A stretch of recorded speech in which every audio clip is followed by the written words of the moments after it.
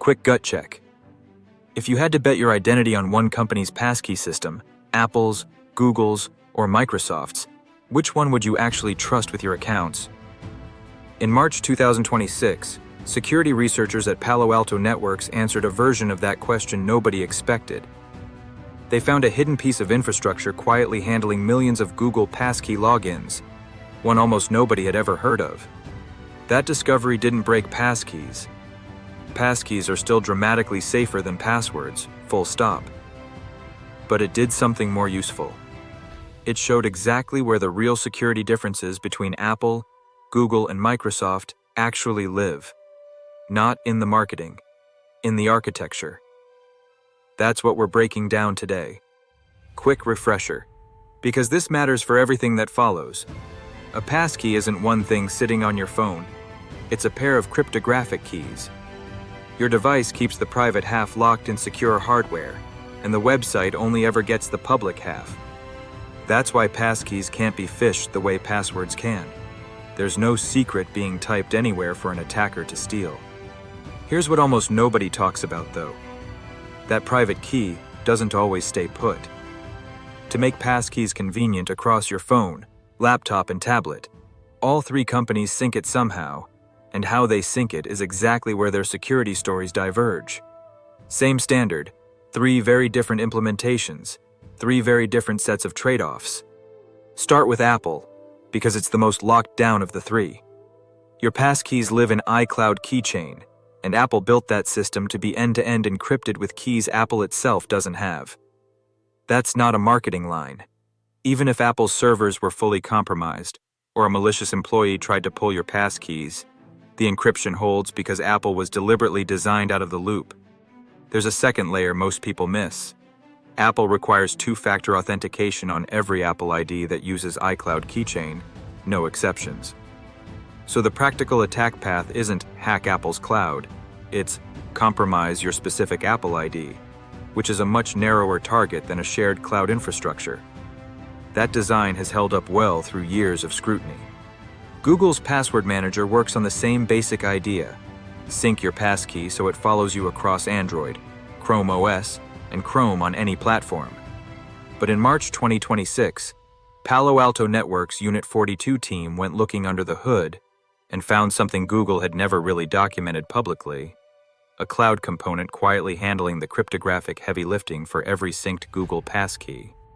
The researchers found that this cloud authenticator talks to your devices over an encrypted channel, generates a master key that unlocks everything, and effectively acts as a fourth party in what's supposed to be a two-party conversation between you and the website. Their conclusion wasn't, Google passkeys are broken. It was that this hybrid cloud model creates an attack surface that a fully device-bound passkey simply doesn't have. Here's what that actually means in practice. If an attacker manages to compromise that cloud communication channel, or exploit a misconfiguration on Google's infrastructure side, the research suggests they could potentially impersonate one of your synced devices and complete a valid passkey login. That's a genuinely different threat model than someone stealing your password. It's someone spoofing your device to Google's own cloud. To be clear about scale here, this is a theoretical attack surface identified by researchers, not an active, widespread exploit hitting regular users. Google patches and monitors aggressively, and passkeys through Google Password Manager are still enormously safer than a reused password. But it's a legitimate data point, and it's exactly the kind of trade-off you accept for that seamless cross-device convenience. Microsoft took a different road entirely, at least historically. Where Apple and Google leaned into syncing everything through the cloud from day one, Microsoft's passkeys were built device-bound first, anchored to the Physical Trusted Platform Module, or TPM, chip in your specific Windows machine through Windows Hello. Device-bound means your private key literally cannot leave that one piece of hardware, synced or not. That's the strongest possible protection against remote theft. There's no cloud channel to intercept, because there's no cloud channel involved at all. The trade-off is exactly what you'd expect. Set up a passkey on your work laptop, and it doesn't automatically show up on your phone. That's been changing fast.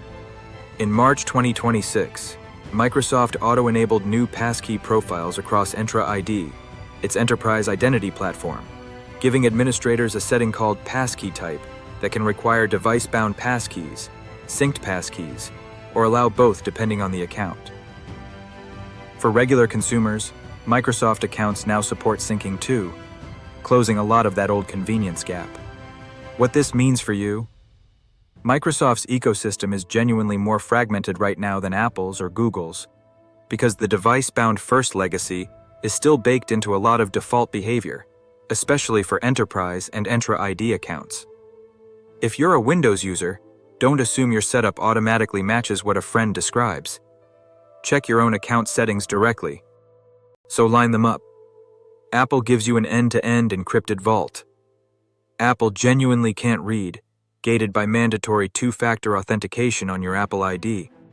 Google gives you similar convenience, but researchers have identified a documented cloud authenticator attack surface unique to how it syncs. Microsoft gives you the strongest hardware-anchored option by default, at the cost of a less consistent cross-device experience. None of these is the unsafe one. All three are dramatically more secure than a password, full stop, and all three are phishing resistant by the underlying FIDO2 standard, regardless of how they sync. What's different is which specific failure mode you're accepting: a compromised cloud channel, a compromised account, or a lost device with no synced backup. Here's the part that trips up almost everyone, no matter which ecosystem you trust most. These three systems don't talk to each other. A passkey created in iCloud Keychain doesn't show up in Google Password Manager, and a Microsoft synced passkey doesn't appear in either. If your life is split, iPhone at home, Windows laptop at work, you're maintaining separate passkey pools, whether you realize it or not. This is where a lot of people get a false sense of security. You set up a passkey once, assume it's protecting you everywhere, and never notice it's only living on one ecosystem. If that one device or account gets lost or locked out, you're back to whatever fallback method, usually a password, that service still keeps around. So here's what actually matters for your security, regardless of which company you trust most. Your passkey is only as protected as the account that stores it. That means the single highest leverage thing you can do today is lock down your Apple ID, Google account, or Microsoft account itself, with strong, unique recovery options and mandatory two-factor authentication. For your handful of highest value accounts, banking, primary email, crypto exchanges, consider adding a hardware security key like a YubiKey as a backup authenticator alongside your synced passkey. That gives you a device-bound option that doesn't depend on any company's cloud infrastructure at all, closing the exact gap the Google research identified. Here's your actual checklist. 1. Confirm two-factor authentication is on for whichever account stores your passkeys: Apple ID, Google account, or Microsoft account. 2. Register a passkey on at least 2 devices, so a single lost phone doesn't lock you out. 3. For your top 3 most sensitive accounts, add a hardware key as backup. 4. If you use more than one ecosystem, don't assume coverage. Check each platform's passkey settings separately and confirm what's actually stored where. 5. Revisit this once a year, because these systems are still evolving fast, and what's true about Google's or Microsoft's architecture today may look different in 12 months. 5. Revisit this once a year, because these systems are still evolving fast, and what's true about Google's or Microsoft's architecture today may look different in 12 months. This is exactly the kind of decision where blindly trusting a company's marketing page isn't enough, but neither is guessing.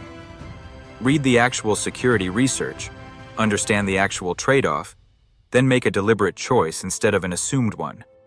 That's the whole philosophy behind this channel. Human intelligence plus AI beats either one working alone. Use e-tools. Read the research the AI helps you digest, but you make the final call about what protects your family. If you want the deeper dive on what happens when you actually lose the device your passkeys live on, I'm covering passkey recovery and lockout risk across all 3 ecosystems in an upcoming video, so subscribe if you don't want to miss it. Drop a comment and tell me which ecosystem you're trusting with your passkeys right now and why. And if this saved you from a false sense of security, share it with the person in your life still typing the same password into everything. Thanks for watching. Stay secure out there.